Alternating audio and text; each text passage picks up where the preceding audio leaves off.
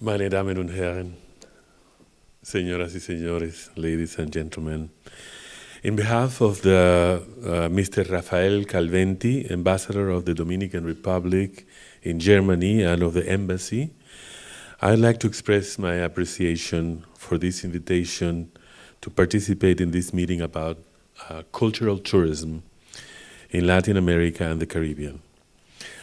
I'd like to take advantage of this opportunity to share with you today some of his thoughts about the historical importance of Hispaniola, of the Hispaniola island, during the time of the discovery of America. And there is a reason for that. Many important monuments from that period remain today in the Hispaniola island and are an important attraction to visitors from all over the world.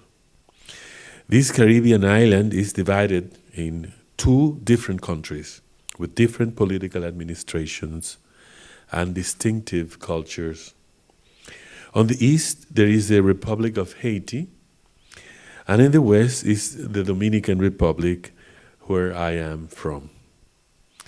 I hope these discussions will expand the knowledge of the Spanish-speaking side of the island and its relationship with Europe and the rest of America.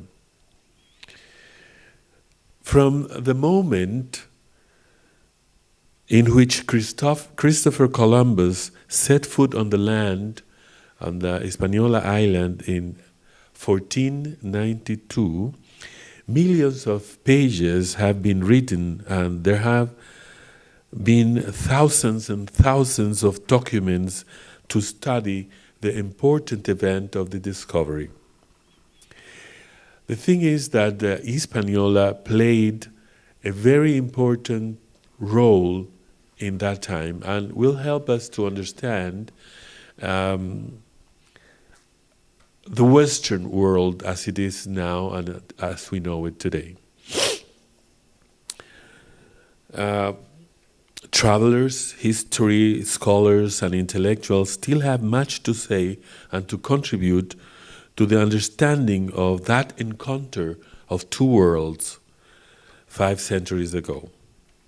It was not a simple conquest, as one may have been interpreted, but a real melting pot of cultures in the broadest sense of the word.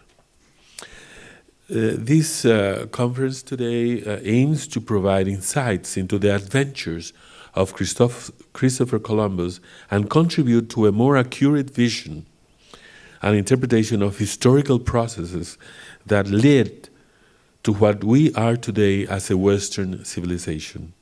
I'd like to join me and make some discoveries about this. Please note that Spain founded its right to the occupation of the lands discovered in the New World by a special bulla. I don't know how is it, what is the word in English for bulla? It's like an authorization from the Pope. It was a concession made by the Pope, which was a document issued in favor of Spain by Pope Alexander VI on May 4th, 1493. That means months after the discovery began by Columbus. And they gave him immediately the right to take possession of the land. So not even a year after the Columbus discovery, they already had some documents authorizing the possession of this land. And that occupation was not peaceful. Manuel Arturo Peña Valle, a Dominican historian, said that in very few places in America, colonization reached the extremes of cruelty and ferocity as occurred in our island. It was a fast extermination of the population and the indigenous institutions. So hard was that behavior of the Europeans on the island that in 1510 had caused an angry protest of the Dominican missioners from the order of the Dominicans, no? Who arrived in Hispaniola in 1494, so only 2 years after the discovery. This systematic mistreatment and extermination of the indigenous population resulted in rejection and opposition of these religious monks from Spain. One of them was Fray Antón de Montesinos. He was the first who fought from the pulpit and exposed those abuses, and so he became the first fighter of human rights in the New World in 1511. When he pronounced in front of Don Diego Columbus his famous Sermón of Advientos, a genuine piece of protest against the inhuman power of the colonizers. Indian mistreatment led to the first rebellion or uprising, the first guerrilla war in America. These desperate actions was carried out by Enriquillo, an Indian brave and bold, educated in the Spanish style, who kept the island in a state of war in an unequal struggle for 13 years. The first revolt and revolution in America became one of the biggest concerns of the Holy Roman Empire, led by Charles V. Charles V, or Carlos V, intervened in this conflict in 1533. And I mention him because he was proclaimed Holy Roman Emperor here in Germany, in the Roman city of Trier, whose electors had much to do with his coronation as Holy Roman Emperor. And it was Charles V who authorized the Dutch and the Portuguese to do trade of slaves in America. Millions of Africans were abducted from their homes in Africa and sold into an unknown land to work as prisoners and slaves. This happened almost 100 years before England intervened in that immoral but profitable business of human trafficking. Carlos V, or Charles V, abolished then the parcel system, which was before, another form of exploitation of the Indians, but at the same time led to the enslavement of black Africans in America. An economic system that the colonists exerted, and even more ruthless, very aggressive, no? This brutal behavior of the conquerors caused in Hispaniola the first rebellions of blacks in America in 1522. And so today historians, both of Hispaniola and of the city of Santo Domingo, are endless source of study to understand the meaning of the conquest of America. But not everything is negative. History also records and reveals an undeniable fact of exchange and progress.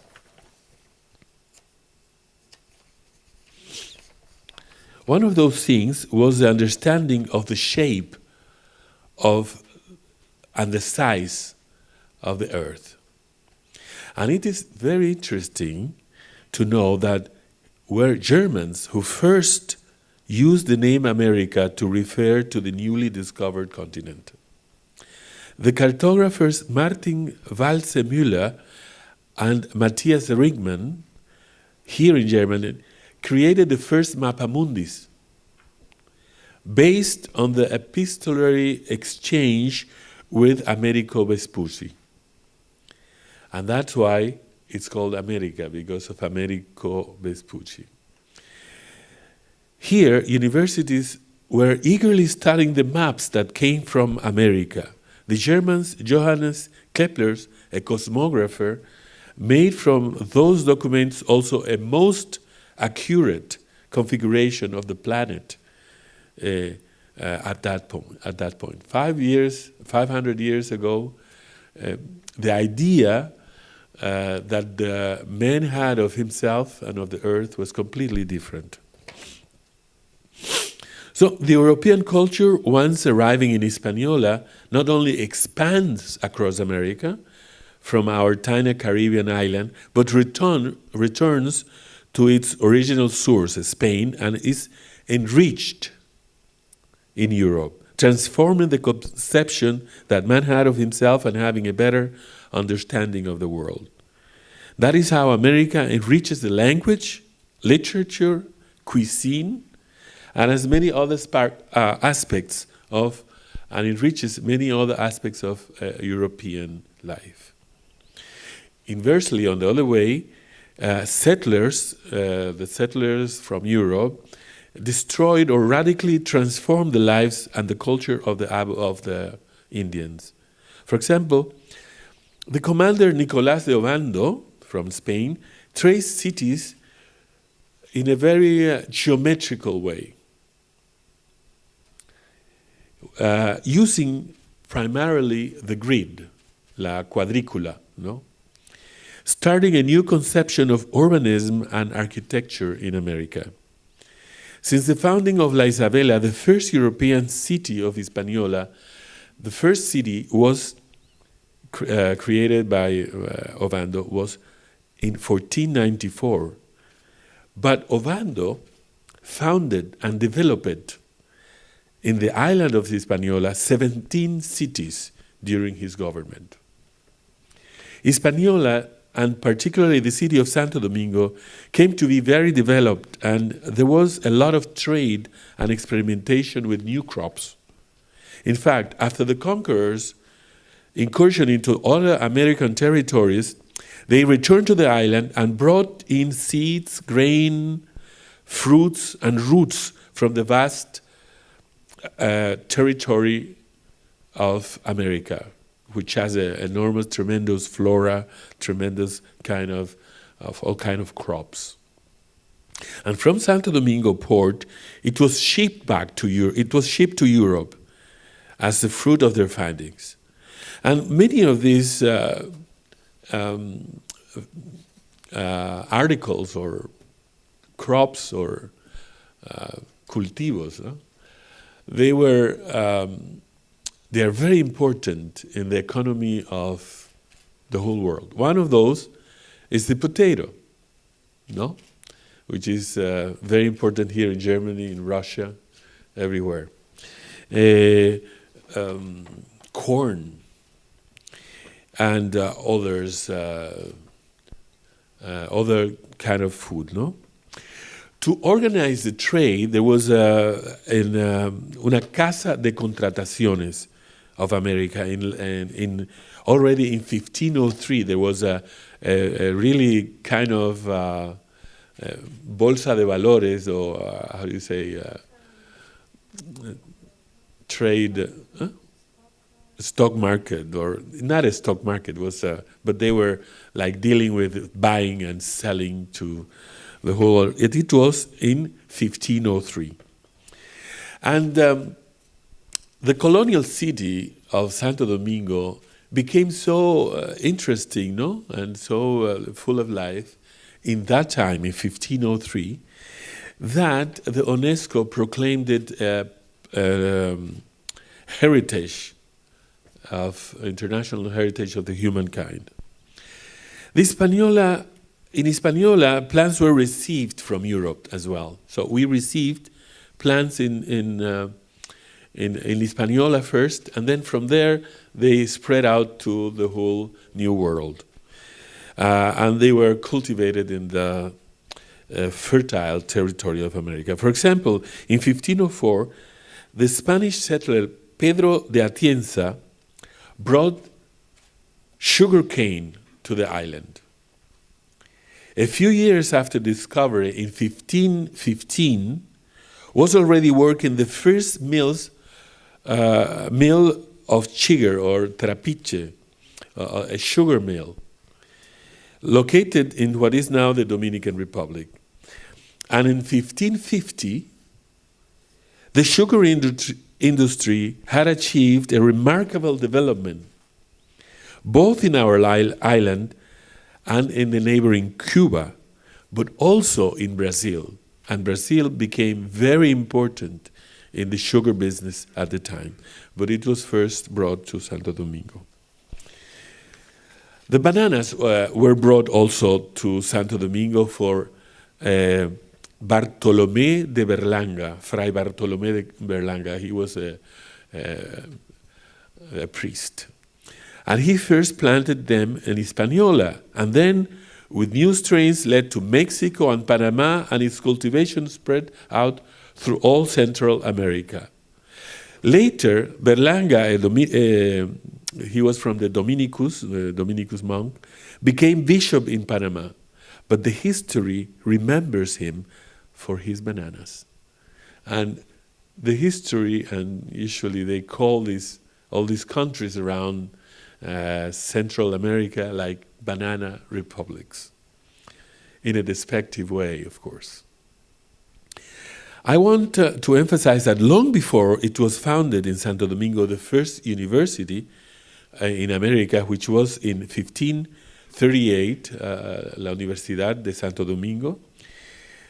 From there, from the very beginning of the 16th century, the city of Santo Domingo was in itself a kind of living university, an authentic school of navigators and discoverers, because it was there where the sailors were initiated with his profitable professions.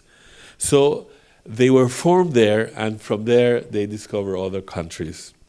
For example, there is the case of Alonso de Ojeda, who was living in Santo Domingo, and then he went and discovered Guyana, Venezuela, Trinidad, Tobago, Curacao, Aruba, and Colombia, parts of Colombia.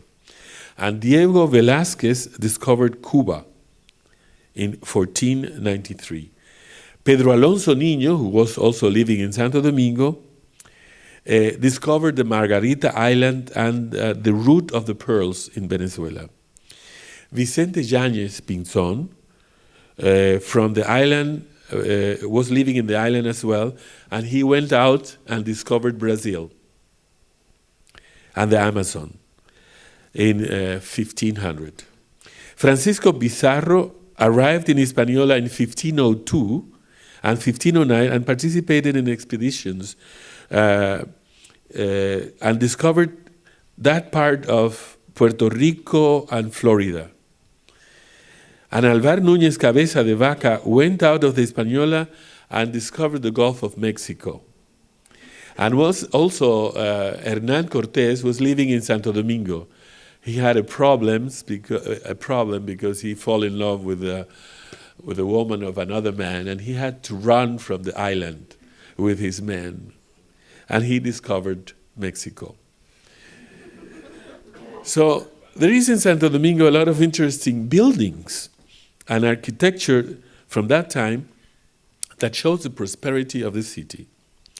By the way, the Dominican government now is investing $75 million in restoring a lot of those buildings in the colonial zone. And the colonial zone is work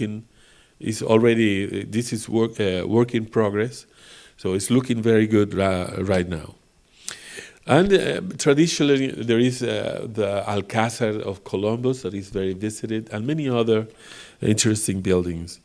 We had the first hospital, for example. The first hospital in America was built in 1503, and was there also the first, I don't know how to say this in English, manicomio, or house of, how do you say, who helps me?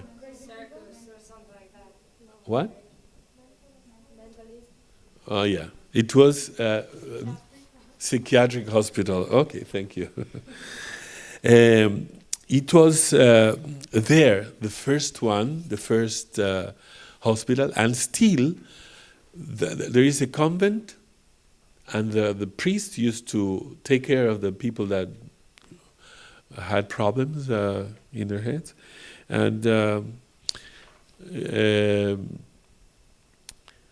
It was a prison on a side, a psychiatric hospital, and a hospital, a general hospital.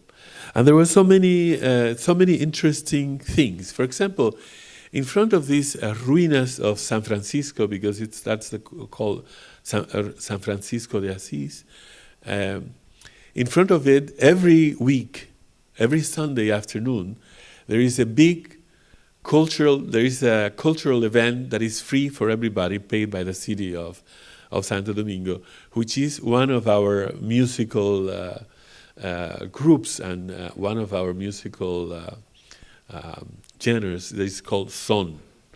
So everybody's dancing on the street in front of these old ruins, and it's very interesting to see this. So if you have the chance to come to the Dominican Republic, don't miss that in the ruins of San Francisco. There is still much to investigate on the land from which all started in America, the island of Hispaniola, now largely occupied by the Dominican Republic, which, despite of the smallness, contributed much to the old world during the time of the Conquest. And the Dominican culture, which is the subject of this historical and cultural aspect, is very interesting too, because it's a melting pot.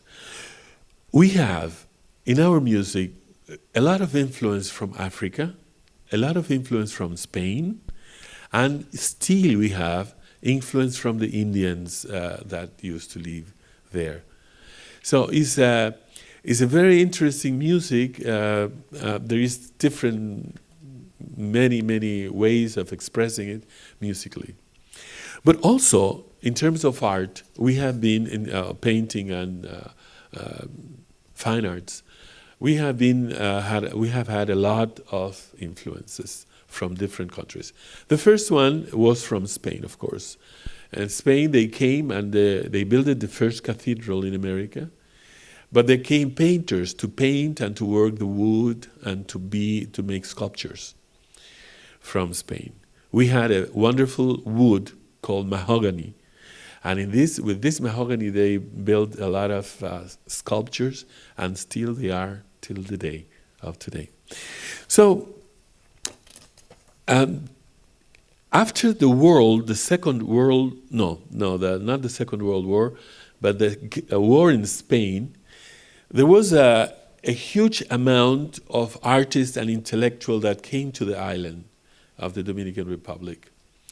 And these artists were mostly from Spain, but others were from Jewish origin or Germans or whoever. And they the first one to establish the National School of Arts was Manolo Pascual. And Manolo Pascual and his group of artists from Spain, they really made a big difference with our art and the art of the rest of the countries. So, for example, I am a result of that school. And because he was a very inspiring man. I met him, was a wonderful master. And I would like to show you, whenever it's possible, I see Elvira is running away. I'd like to show you some of my own work as an artist, as a painter, so that you see maybe the level that we have reached thanks to the help and to the mastership of some of these artists that came to the Dominican Republic at the end of the Civil War in Spain. I was studying in Santo Domingo, and I came very early to Spain to study. And when the masters here in Madrid, they saw my work, they said, "Oh, you don't need to be drawing from sculptures. You can go directly now to work with live models. And I started painting, and there was I wrote a letter to Don Gregorio Marañón, who was a very famous intellectual doctor and very a respected person, who was the president of what they had before as Instituto de Cultura Hispánica, Institute of Spanish Culture. And let me see. And when he saw my work, he said, "You have a lot of influence from Italy."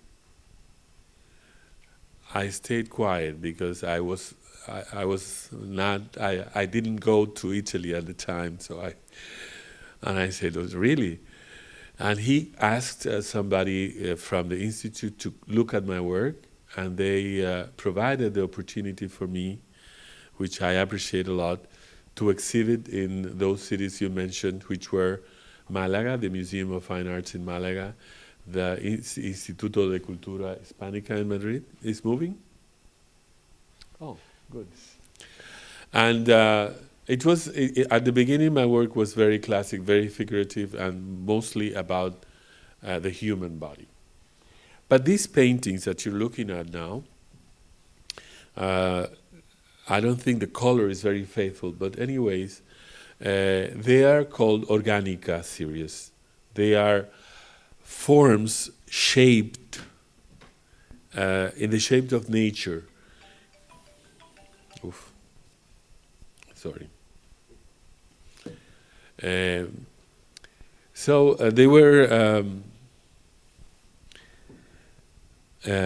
forms that are inspired always by nature and that has always curved lines, never straight line. Can we? Where do we do here? So here you see. Oh, I don't know what to do with this. Okay. Always shapes taken from nature and transformed into something living. Let me see now, the next one. This is also very vegetable, some inspired in nature. Because we have in Santo Domingo a very... here is a figurative piece. Very academic. Let me see what we have more, because I don't really know what is in this... I like to study the human face and the human anatomy in general, and I'm very interested in the different forms. Can you give us dates for your pictures so we see evolution? I don't believe in evolution.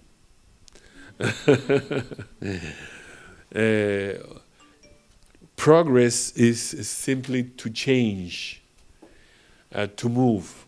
Used to say the Nietzsche that when you talk about progress, you talk about movement. So things move.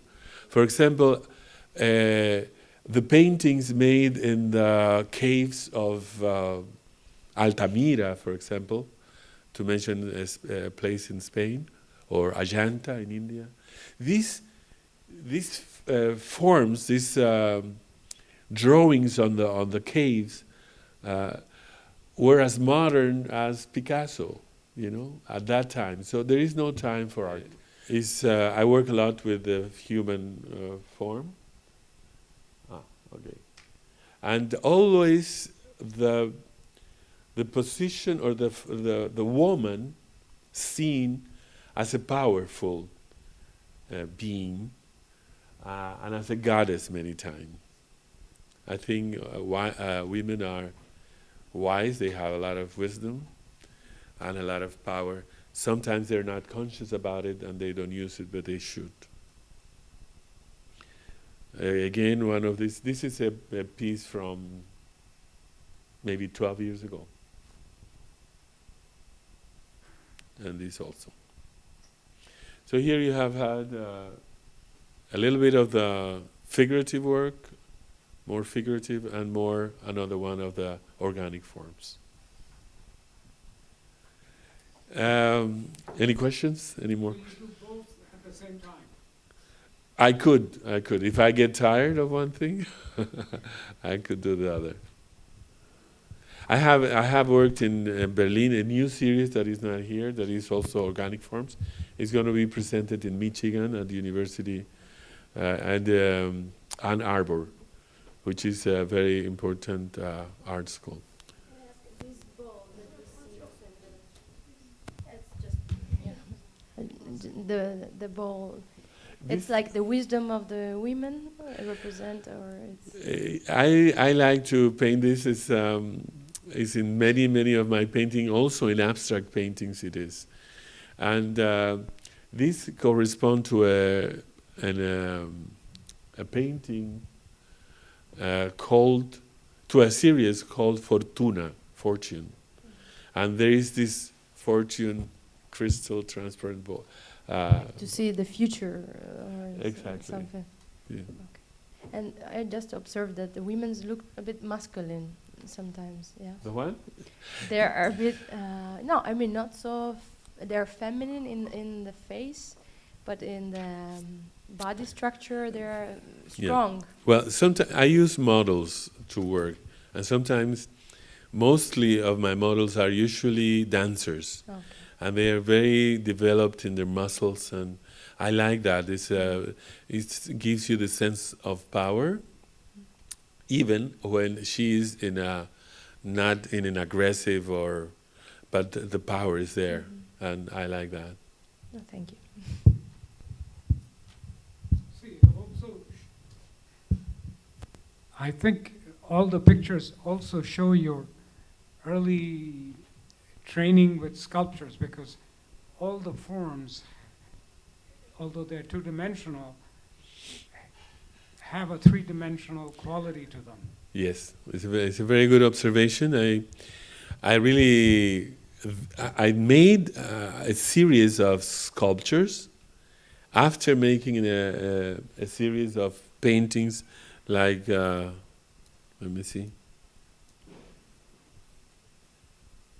Yeah, like this one or this one, for example. I made a series of sculptures made in clay and then bronze, and is my major passion is sculpture. It's something that I really like, and color, and it's also important.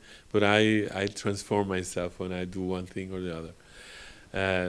Then when I'm painting, I don't think about sculpture. When I'm writing, I don't think about painting, and that's it. Any other question? Yes. I'd like to know if the paintings have different names, or whether you have names for the different paintings. Yes, they do. But put a name in a painting, I think sometimes it directs too much the consciousness of the person who is looking at it. And I like that the title of a piece is only a suggestion, doesn't give you too much about the painting, because you as a beholder, you're going to have your own conclusions about it. You don't have to know the whole history. There is a lot of things that the painting gives you when you look at it, or the artwork. And sometimes it doesn't, because sometimes you pass in front of a painting and it doesn't tell you anything, and you continue walking till you find one that attracts you for some reason, and you have a connection with the artist and with the work, and this is what is important. The title is something that is necessary for catalogs, for things, but it's secondary. And you?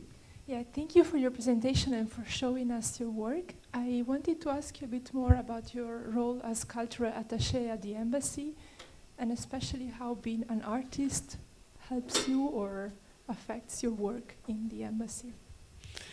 Well, my work at the embassy is mostly with these cultural things. So I'm related to the other embassies and the other exhibitions that they present.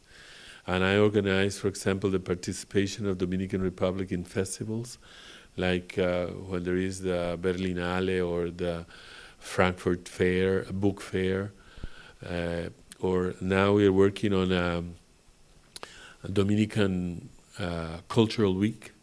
So we do things related to art. So when I'm not working as an artist, I'm working in things related to it. So it's very enriching.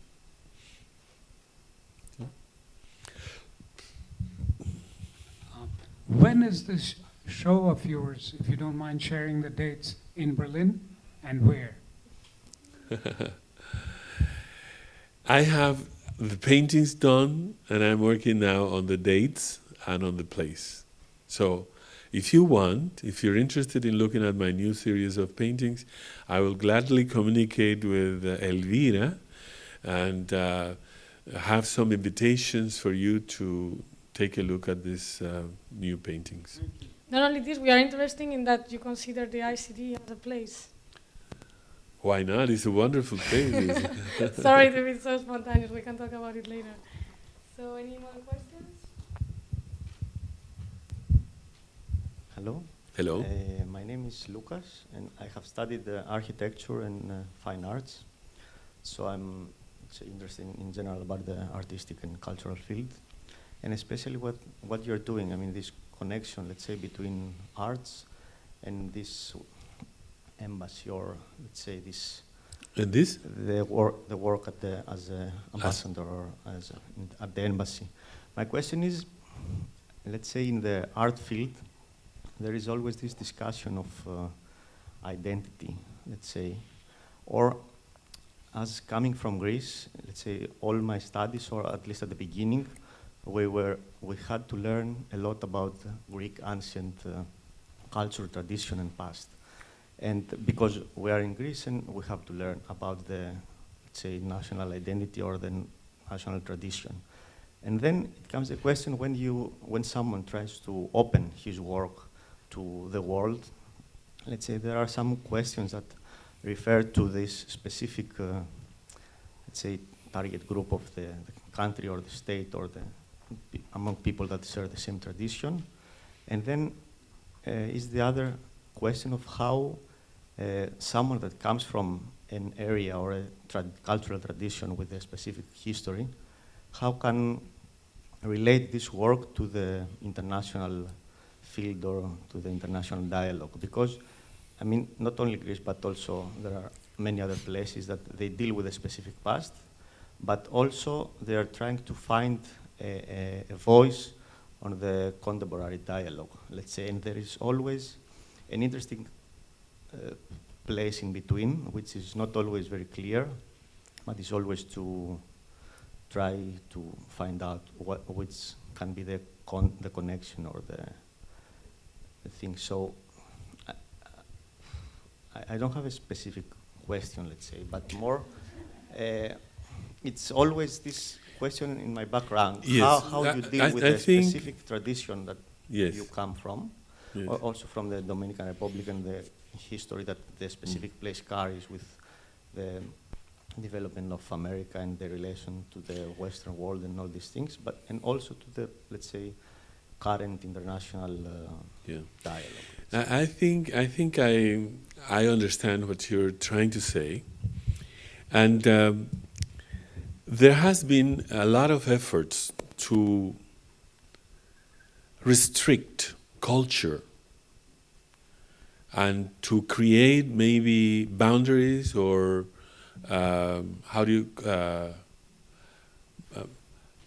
muros, walls. Yes, and say everyone wants to say, well, this is mine, and this is mine, and this is yours, and you're over there. But culture is very difficult to do that, because the influences of cultures are constantly, and culture is very, it moves a lot. You know, in fact, in one same country, 10 years ago and today, you see a big difference in the same culture. So culture is now more open. There is more influences from the media, the television, movies, whatever. So there is a constant movement from different directions. It's not possible, not one man could hold culture in one place. It has to move. But you mentioned something very important, tradition. I think tradition is very important. And it's important to use that tradition, but to improve on that tradition in a creative way. I have seen artists that say, "Oh, I want to break down the tradition."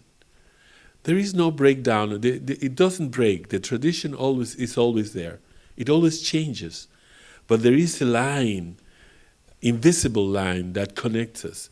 When you see, for example, an artist like the German Joseph Beuys, which was a contemporary art very important in his time, or others, you can see Picasso, for example. But Picasso has a lot of connections with Africa, with Asia at a certain moment, And so he takes and he gives back. And this is what is art. This art we take, we learn, but we return in our own personal way. And this is important in every field of creation, to understand the importance of what is there, the knowledge that there is there now. When I go to a museum, I learn a lot. I come inspired and I start working my own things. But even when it has an influence, maybe I don't see it immediately. But then after a while, I see that artist has particularly influenced in some way, somehow, my work. We are running a little bit out of time, so I think there's a very last question, and so I will ask for a short question and short answer, so we don't have so much. I was just wondering if, as an ambassador and having been appointed in Canada, the United States, and Latin America, you've ever taken part in any project involving the promotion of indigenous arts and indigenous culture? No, I have not. I have not. Indigenous, in my country, there is a Taino indigenous culture, which is very interesting. But I think that was them, that was there, and I admired, I love it. This is beautiful artwork. But you mean if I have, but I understand it's about my work or about promoting it? Only about, as an ambassador, because I know these countries or these regions have difficulty sometimes to manage multiculturalism, especially involving indigenous culture and indigenous rights. So if you've ever taken part in any project involving indigenous communities. Because we don't have in Santo Domingo now indigenous communities. But I mean in Canada or in the United States or... No, Okay. I haven't had that experience, but I find could be very, very interesting to do that. Well, this could go on forever because this dialogue is very interesting, but unfortunately we have to stop here. Please, a big hand for the ambassador. Thank you so much for coming and sharing with us your paintings and your talk.